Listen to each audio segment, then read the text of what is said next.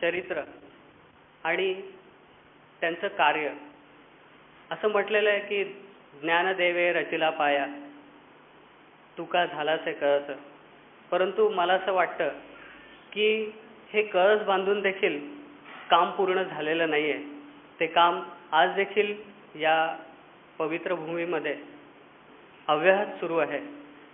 आणि जे कोणी रंजले गांजले जीव आहेत अशांच्या दुःखाकरता, त्यांना त्या दुःखातून मुक्त करण्याकरता संत अव्याहत या भूमीमध्ये कार्य करत आहेत. आणि या संतांचा आपल्या अल्पबुद्धीने परिचय लोकांना करून द्यावा या बुद्धीने मी ती कॅसेट केलेली आहे. या कॅसेट आईंच्या चरणी अर्पण करत असताना शेवटी आईंकडेच एक मागणं असं आहे की ही कॅसेट ऐकत असताना जी भक्तगण आहेत त्यांना सद्गुरूंचा सेवा केल्याचा, सद्गुरूंचा सहवास लाभल्याचा आनंद ते ऐकत असताना मिळावा एवढीच सदिच्छा. धन्यवाद.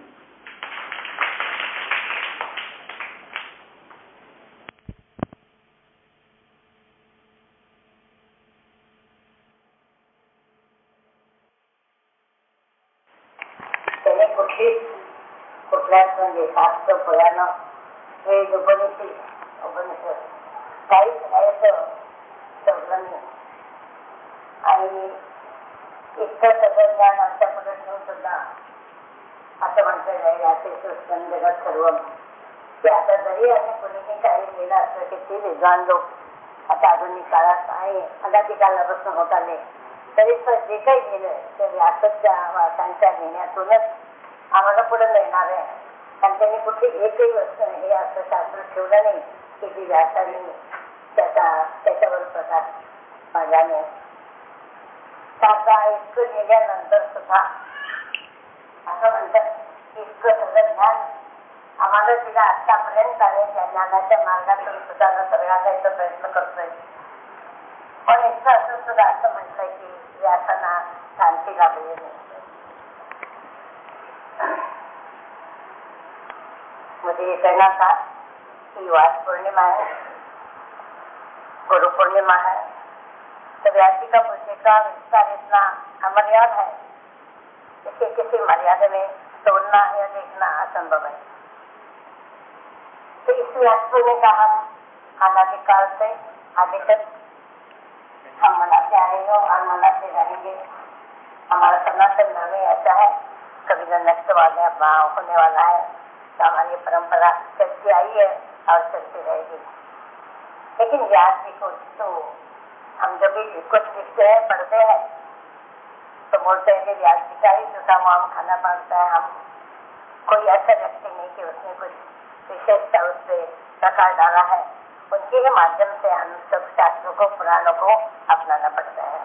मतलब दुख की बात तो नहीं है, लेकिन फिर इतना ही उन्होंने विचार बुद्धि से जो कुछ मंथन करके हमारे सामने रखा है वो बड़ा विलक्षण है और आदरणीय है. और उतना होने के बाद भी ऐसे बताया जाता है कि उनको मन को शांति नहीं मिली. तो आजकल लोगों का, बहुत लोगों का जो कुछ रास्ता लोग अपना रहे तो सबों से जाना नहीं पसंद करते. मूर्ति पे हमारा विश्वास नहीं, मूर्ति पूजा ने क्या रखा है और बहुत कुछ कर्मकांड होता है, क्या कर्मकांड करते रहेंगे, हमें अच्छा नहीं लगता, ऐसे कहते हैं. जो भी हम पढ़ते हैं उसके साथ और उसके विचार हमारे मन में अगर हम ना रख पाए, उससे कुछ ना दे सके तो उसको पढ़ने का कोई मतलब नहीं है, कोई फायदा नहीं है. हम हजारों किताबें पढ़ते रहेंगे, ग्रंथ पढ़ते रहेंगे, प्रवचन सुनते रहेंगे, जब तक हम अपने बुद्धि से मंथन नहीं करते, नवनीत नहीं निकाल पाते, तब तक किसी ग्रंथ का पढ़ने का, सुनने का कोई हमें फायदा नहीं होगा. तो व्यास जी ने इतना लिखने पर भी उनको शांति नहीं मिली. आखिर नारद जी ने उनको बताया, उन्होंने कहा नारद जी को कि नारद जी मैंने इतना कुछ लिखने पर लोग बहुत मेरी स्तुति करते हैं लेकिन मुझे मन को शांति नहीं है, मैं उदास हूँ. फिर नारद जी ने बताया कि आप ऐसा करिए कि आप कृष्ण चरित्र लिखते हैं. उसके बाद उन्होंने श्री कृष्ण लीला की रचना की, भागवत लिखा. और भागवत लिखने के बाद उनके मन में शांति आवे। तो कहने का मतलब यही है कि हमें श्रवण से ही निर्गुण में जाना पड़ेगा, वरना हम कुछ शांति आनंद नहीं पा सकते। क्योंकि भक्ति एक ऐसी सीढ़ी है मुक्ति मार्ग में जाने के लिए, अत्यंत सुलभ है और अत्यंत, वैसे तो वास्तविक भक्ति तो बहुत कठिन है, लेकिन जो भक्ति की आजकल हम जो भक्ति करते हो तो हमारे लिए सुलभ है। थोड़ा सा भजन किया, थोड़ा जप किया, थोड़ा उसमें मतलब सत्संग किया, लेकिन फिर भी भक्ति वैसे भी फिर भी सुलभ ही कहनी पड़ती है कि ऐसे कहा गया है कि भक्ति का जो साधक है उसके लिए भगवान उठा लेता है। मतलब इन्होंने उदाहरण दिया है कि भक्त जो है तो बिल्ली का बच्चा है, और योगी जो है वो जो है तो बंदर का बच्चा है।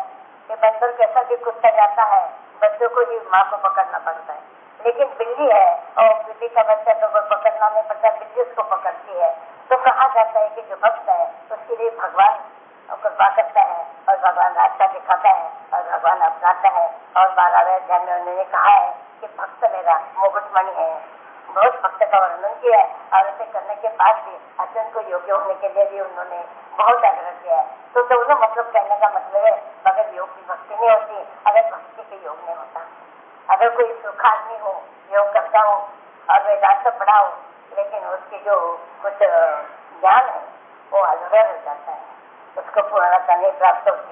तो कर्मकांड भी करना चाहिए, लेकिन कर्मकांड को किस तरह करना चाहिए उसको भी समझ लेना चाहिए। एक कर्मकांड त्याग करना उचित नहीं है, उसका मतलब क्या करने का वो अगर आप समझे तो मैं कई रखा हमारे साधकों के लिए बताया है, लेकिन यहाँ पे नए नए लोग रोज आते हैं, उनके लिए मैंने बताया खाली पूजा करते हैं, हम रोज ही पूजा करते हैं, लेकिन पूजा का मतलब शायद ही किसी को मालूम होगा, या मैं कहती हूँ आजकल मालूम ही नहीं है। पारंपरिक पूजा होती है, पारंपरिक पूजा करते रहते हैं, जैसे कोई रोज स्नान करते हैं, ये करते विधि है, वैसे भी पूजा करते लोग। क्यों पूजा करते हैं और पूजा करते समय भाव क्या रहना चाहिए और उसका उद्देश्य क्या है हमें पता नहीं। पूजा जरूर होती है, हर घर में होती है, कई मूर्ति पूजा करते हैं, कई बार फोटो की पूजा करते हैं या कई कुछ करते हैं, पूजा तो बहुत लोग करते हैं, लेकिन फिर भी जब तक हम उस चीज को समझते नहीं है और अपना नहीं सकते, स्वीकार नहीं कर सकता इंसान, जब तक उसको पूरी जानकारी ना हो वो करता रहेगा, लेकिन उसमें भक्ति और प्रेम का उदय नहीं हो सकता, क्योंकि उसके मन में एक भाव ही नहीं है कि क्या क्यों इसलिए करना है, समझ लेने चाहिए। उसके ऊपर उसके मन में जो किसी गिलापन निर्माण होता है, उससे वो जो धारणा करता है उससे काफी लाभ होता है। हम पूजा करते हैं, पानी चढ़ाते हैं, भगवान को जल चढ़ाते हैं, चंदन जिसके लगाते हैं तो चंदन घिसता है तभी हमें सुगंध देता है, और वो जलता है खुद तभी आप लोगों को हम लोगों को सुगंध देता है। ऐसा हमारे जीवन सुगंधित हो, हम चले लेकिन भगवान का दूसरे को सुगंध मिले, हम घिसते रहेंगे और दूसरे को समर्पित होते रहेंगे। ये जो भाव है चंदन के अंदर, वो तो हमें कभी सोचते भी नहीं। बड़े चंदन घिसते बहुत लगाते हैं, लेकिन हमें मालूम नहीं कि किस लिए करना है। जैसे भी हम फूल चढ़ाते हैं, किसी भी फूलों का कोई भी होगा, चमेली का हो, गुलाब का हो, मोगरे का हो, कैसा भी हो, इसलिए उसका एक समर्पण है जीवन में। फूल के लिए कोई और जीवन नहीं है, एक समर्पण। चाहे आप मूर्ति के लिए चढ़ा दीजिए, चाहे संदूक पे चढ़ा दीजिए, चाहे उत्सव पे चढ़ा दीजिए, लेकिन उसके एक समर्पण ये भी जीवन का हेतु है। वैसे फूल चढ़ाते समय भगवान के हमारे अंदर यही भाव रहना चाहिए कि हमारा जीवन समर्पण हो, प्रभु के लिए समर्पण हो, समाज के लिए समर्पण हो, आपने जो आपको परिवार का कर्तव्य है उसके लिए समर्पित हो। लेकिन समर्पण एक फोटो की जैसी जीवन है, वैसा हमारा जीवन उज्जवल हो, सुगंधित हो। इसे मांग करके अगर एक भी फूल चढ़ाए, हम तो बथेरे फूल चढ़ाते हैं, जरूर फूल करते हैं, ये क्या आजकल हार मेरे घर में एक ही गिरा, नहीं तो 5 रखते हैं, लेकिन कुछ फायदा नहीं जब तक आप हार नहीं मानिए पूरी तरह मन से, वचन से, बर्ताव से और आत्मा पूरा समर्पण जब तक आप नहीं हो, बड़े गुरु को हाथ पहनने की कोई फायदा नहीं। पूरा जब तक समर्पण नहीं होता मन का, तब हाथ जब तक अपने मानी नहीं है पूरी, तब तक हाथ पहनाना फिजूल है, मतलब कोई ऐसा फायदा नहीं है। तो इस तरह हम हर चीज काम आरती भी करते हैं, आरती उतारते हैं, कभी मन में हाथ नहीं होते, आरती बोलते रहते हैं और बड़े गाते हैं, कभी दिल में बात भी करते हैं। तो आरती के बताता कि इंसान के अंदर गिलापन होनी चाहिए, वो प्रकाश हमारे अंदर प्रज्वलित होना चाहिए, उसमें हमारी भक्ति का बीज डालना चाहिए, हमारी आत्मज्योति प्रज्वलित होनी चाहिए, जो कि ईश्वर के प्रकाश में हमारे जीवन में जोड़ो। लेकिन फिर भी ये हम जो भी कुछ कर्मकांड करते हैं, 14 हो 15 हो, जरूर इसके पीछे कोई विशेषता रहती है। केवल एक मैं मान लेती हूँ कि कई कर्मकांड ऐसा भी है परंपरा से हम करते आए, आज के लिए उसका कोई फायदा नहीं, कोई मतलब नहीं, ऐसे परंपरा से चला जाए, उसके सोच के ध्यान देना चाहिए। इसके लिए एक उदाहरण मैं आपको बता दूं।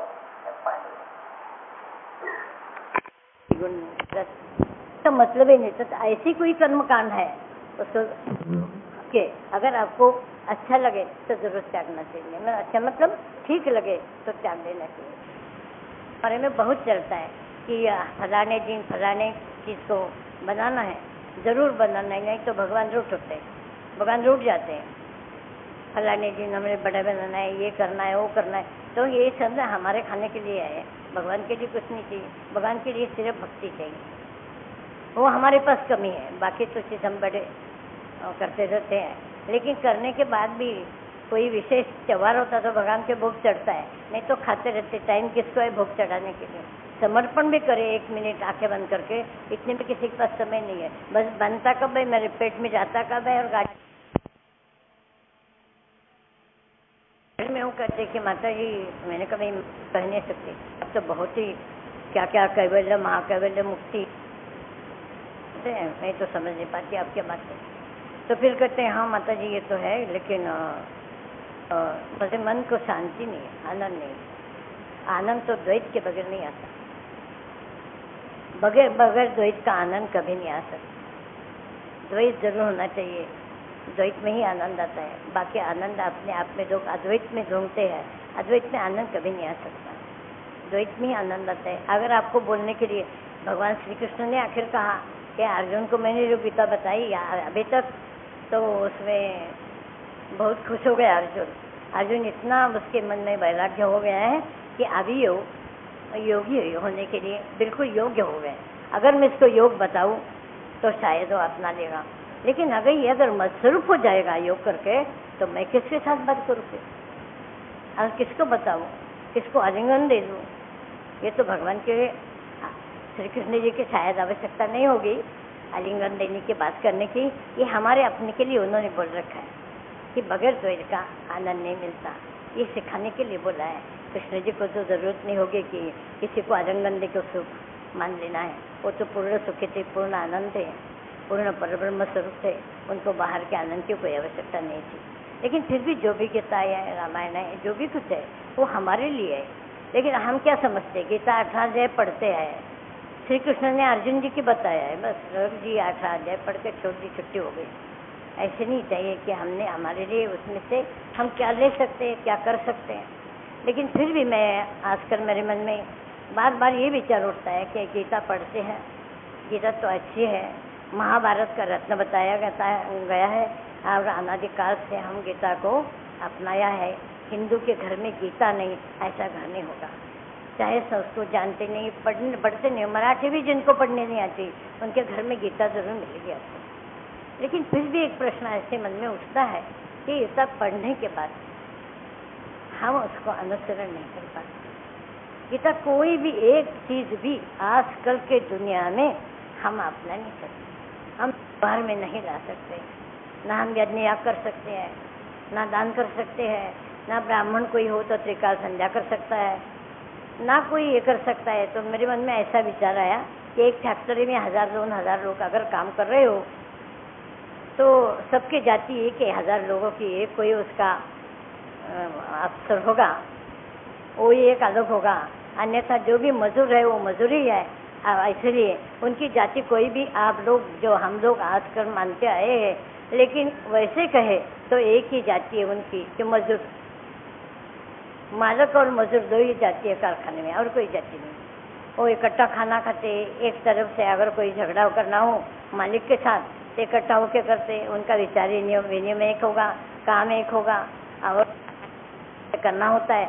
इतना होते हुए भी हमारी जातीयता का वाद खत्म नहीं होता। अनुसरते तो है कि कथा को, लेकिन मन में जो घृणा बैठी हुई है एक दूसरे के प्रति वो हटती नहीं।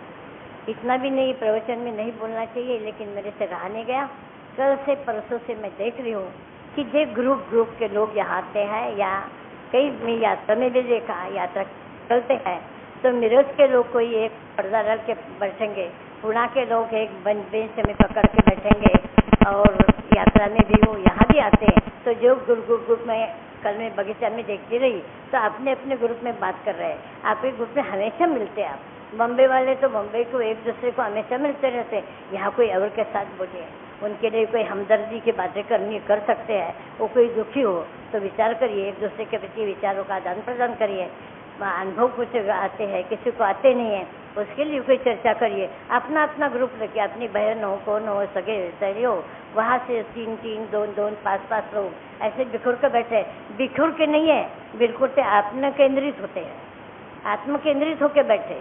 इतने उनकी मर्यादा रखे उन्होंने कि हम 4 जने पुणे से आए हैं, इकट्ठे आए, इकट्ठे चले जाएंगे, लेकिन इकट्ठे जाने वाले नहीं है। आप अकेले आए हैं, अकेले जाएंगे, कोई आपके सामने आने वाले नहीं है। ये पहले ध्यान रखना चाहिए। अगर सबके साथ जाना नहीं है, सबके साथ आना नहीं है, लेकिन यहाँ जो हमने जन्म लिया है, कुछ कार्य कर रहे हैं तो मिल के करना चाहिए। सारे के विचार सुन लेना चाहिए। कितना फायदा होता है। यहाँ ही तपोवन के लिए औरतें पहले आती थी और अभी आती है। इतना परिवर्तन देख के मुझे खुशी होती है कि एक दूसरे के प्रति तरह रहती है कि एक जाती तो दूसरी उसको डब्बा बना के दे, या छोड़ने जाए, या थैला उठाते हैं और कहते बहन जी दोबारा आना। यहाँ तो उनका घर नहीं, उनको भी मालूम है कि मुझे 15 दिन में जाना है, लेकिन एक दूसरे प्रति जो औरतों का खिंचाव देखा मैंने कि हमारे भाई बहन जैसा लगता है। इतना परिवर्तन भी मेरे मन में बहुत एक खुशी पैदा करता है। मैं जानती हूँ कि हम आप लोग साफ कहे तो मुक्ति नहीं पा सकते इस जन्म में। मुक्ति पाने के लिए तो पता नहीं कितने जन्म हमें लेना पड़ेंगे, लेकिन इस दुर्विचारों से और इस संकुचित विचारों से आप मुक्त हो जाइए। तो आपको कहाँ भी जाओ आप, किसी बात की आपको कमी नहीं हो। आपको मुक्तता से सब तरीके से प्रेम मिलेगा आपको। लेकिन ट्रेन में जाएंगे तभी आप ऐसे रहेंगे। अकेले हो तो ऐसे कोई हमें साथी नहीं था। अकेले में रात नहीं कटी, दिन नहीं कटा, बड़ा लंबा सफर था, क्या करे, दूर जाना था, हम अकेले गए थे, ऐसे समझते हैं लोग। वैसे घर में भी समझते, वैसे ट्रेन भी, वैसे कहीं गए तो आप लोग जो आए, आप मिलके जो आए उनसे बिल्कुल न मिलके रहिए, आप वहाँ मिलेंगे फिर। तो यहाँ जो है तो औरों के साथ मिलके एक दूसरे को विचार सुनिए। कोई दिक्कत होती है वो सुन लीजिए, तो आपको ये पता चलेगा कि हमें काफ़ी सुविधा है।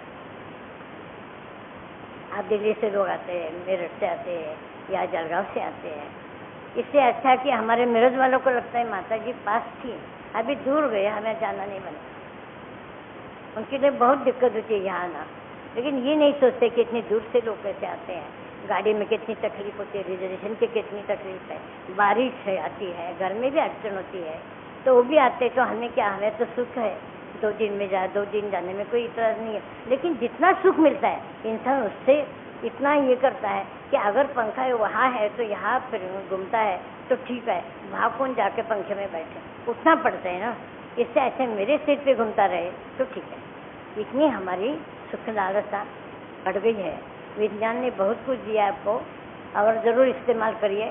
भगवान ने आपको बहुत दिया है, आजकल विज्ञानों ने बहुत सुविधा दी है, उसका उपयोग करिए। लेकिन ये ध्यान में रखिए कि आप बिजली पैदा नहीं कर सकते। बिजली आई तो बल्ब जला सकते हैं। जब तक आपके अंदर बिजली है तब आप बहुत घमंड करते हैं।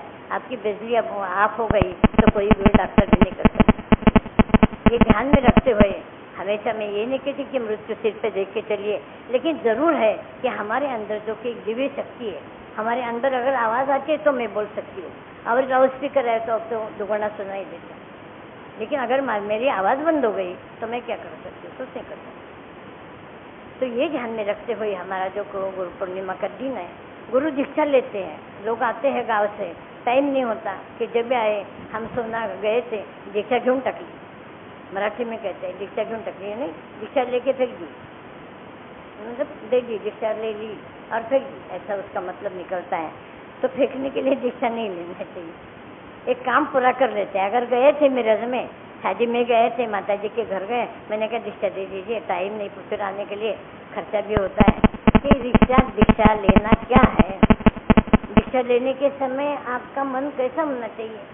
हजारों विचार मन में रहते हैं। कई लोग आते हैं क्योंकि उनको गाड़ी पकड़नी होती है, दूसरे दिन कुछ करना होता है और इसी जल्दी में दीक्षा दे लेते हैं। लेकिन मैं भी ऐसी मजबूर हूँ कि स्वामी जी ने मुझे कहा है कि सब आजकल के लोग कलयुग तो ज़्यादा तो ऐसे सोचते हैं कि कागज में नाव के बैठे तो तर जाएंगे, आप इतना बड़ा नाव में बैठने के का जरूरत नहीं, तो मतलब डूबने वाले हैं। तो इसलिए जो भी कुछ दीक्षा मांगता है उसको मना नहीं करना चाहिए। पहले पर मुझे बहुत बुरा लगता था कि दीक्षा लो के लोग, तो मैंने तो ऐसा किया नहीं ना। स्वामी जी का जो भी वचन है अभी तक जो कुछ प्रेरणा है उसके मैं हरगिज एक प्रेरणा को नहीं टाल पाई, न टालने की मेरी इच्छा है। एक शब्द को स्वामी जी का मैंने नीचे नहीं गिरा दिया, मैंने ऐसे हाथ में उठाया, उसका पालन किया। इसलिए मुझे इस लोगों का आश्चर्य लगता है कि दीक्षा ली भी भूल भी गए, कोई आता है कोई नहीं आता, और ना आने से भी कोई तो मेरा नुकसान नहीं है और भगवान का भी नुकसान नहीं है, आपका भी नुकसान नहीं है। अगर आप साधना करते ढंग से नियमित रूप से और मनुष्य में मनुष्यत्व का निर्माण होने का प्रयत्न करते हैं, मानवता धर्म को संभाल लेते हैं, आपको गिलापन है, मानव के लिए प्रेम है और एक दूसरे के प्रति बंधु भाव का कोई आपका व्यवहार होता लगा। पहले नहीं था, अभी दीक्षा लेने के बाद आप सीख लिया। किताब पढ़ के आप कर रहे हैं तो जरूरी नहीं कि हाँ कि मेरे 10 बार पैर छुए, ये मेरी कोई आग्रह नहीं है, लेकिन ये है कि आप धर्म के ऊपर चलिए। बगैर धर्म छोड़ के जब आप चलेंगे हम सुखी नहीं रह सकते। हमारा धर्म हमारे जीवन की धुरा है, उसको पकड़ के चलना पड़ेगा। कोई फिजूल हमारे इसमें रखा हुआ नहीं है ग्रंथों में, लेकिन हमारी परिस्थिति बदल गई है, इसलिए गीता का आचरण हमें नहीं कर पाते। सुबह आपको जाने की जल्दी होती है, सब नौकरी पे जाते हैं, कुछ ऐसी बंधनें हैं हमारे कि यंत्रों के साथ चलना पड़ता है। इसलिए जो गीता अर्जुन के लिए बताई है उसका हम इससे व्यवहार में कुछ ला नहीं पाते तो कुछ कर सकते हैं। तो इसलिए मुझे कि गीता का एक नव निर्माण हो जाए कि आजकल के सारा परिस्थिति देखकर सारी कि हम क्या कर सकते हैं, इसको हम एक विचार करके 2-4 व्यक्ति हो, अपना अपना विचार इकट्ठा हो, तो ये होने के लिए एक तो एकता होनी चाहिए। एक का मुंह एक तरफ है, एक का मुंह एक तरफ है, और आकर्ष तो मन में इतने हो जाते हैं आजकल लोगों के थोड़े में, तो फिर दोबारा इकट्ठी करना मुश्किल है। लेकिन 4 विद्वान में बैठे कि आजकल के जीवन में हम किस तरह गीता एक कृष्ण आदर्श रखे, अर्जुन आदर्श रखे, लेकिन बाकी जो बात है हम नहीं कर पाते। इसीलिए हमें युद्ध नहीं करना, हमारे कौरों को मारना नहीं है, हमें राज्य लेना नहीं है। आदि कांग्रेस गई क्या, दूसरा राज्य आया और दूसरे, हमें कोई नहीं फर्क पड़ा। जो भी घर में हम करते थे उसमें हमारे कोई परिवर्तन नहीं। इसलिए अर्जुन की समस्या हमारे सामने नहीं है, इसलिए कृष्ण जी का उपदेश भी हम इस जमाने में नहीं अपना सकते। है तो बहुत सुंदर है, बहुत अच्छा है, तभी तो लोगों ने उसके सिर पे धारण किया है, लेकिन हम मजबूर है कि हम नहीं कर पाते। उन्होंने कहा है अगर शूद्र के पंगत में बैठ के जो खाना खाएगा वो नरक में चला जाएगा, ये गीता का भाषा है। लेकिन अब हम मनुष्य के इकट्ठे होने की मानवता धर्म को विशेषता से हम अपनाना चाहते हैं। हमारा जो भी धर्म है वो पुरातन धर्म जो है वो सारे धर्म को अपनाने को स्वामी जी ने बोला है कि हर एक धर्म का मैं आदर करता हूँ। हमारे चौहान आश्रम में सारी की पुण्यतिथि मनाई जाती है, यीशु ख्रिस्त जी की मनाई जाती है, सबके फोटो लगे, जिन्होंने के धर्म का काम किया है, चाहे उसका पंथ कैसा भी हो, स्वामी जी सबका आदर करते हैं। ठीक है, मेरा विचार एक अलग है, आपका विचार एक अलग है, इसलिए ये नहीं कि हम आपस में झगड़ते रहें, क्योंकि जाना एक ही जगह, हम आए एक ही जगह से, झगड़ने से कुछ फायदा नहीं। एक ही जगह से हम आए और एक ही जगह सबको जाना है। हाँ, थोड़ा सा कुछ अगर किसी का स्टेशन आ गया पहले उतर जाएगा और जिसका नहीं आया वो देर से उतर जाएगा, लेकिन जाना है गाड़ी में बैठ के तो जाना है एक ही जगह है। भगवान के इसमें जाने के लिए, पास जाने के लिए एक ही रास्ता है और उसके लिए कोई मतलब और जाति और धर्म और कुछ भी नहीं है। भक्ति होनी चाहिए तो आप मुक्त हैं। लोग कहते हैं हम बड़े भक्त हैं, बड़ी भक्ति करते हैं, क्या करें, हमारे ऊपर संकट से संकट आते रहते, ऐसा क्यों होता है? लेकिन इसने कहा है कबीर ने, बोए पेड़ बबुल का बेर कहाँ से खाए। अगर हम पिछले जन्म में अगर बबुल का पेड़ लगा के आए हैं तो 60 कांटे लेके आए हैं, तो हम बेर कहाँ से खाए? उन्होंने कहा कि आपकी तो इतनी मान्यता है, आप अच्छे ढंग से रहते, खाते पीते, बड़ा राज करते, आप कबीर जी क्या भीख मांग के खाते रहे? कहते मैं लेके नहीं आया, ऐसे बैठने के मैं लेके नहीं, मेरी तकदीर में नहीं आए। उनको बहुत लोगों ने तकलीफ दी, आप तो जानते हैं उनका चरित्र, तो जिसके भाग में है।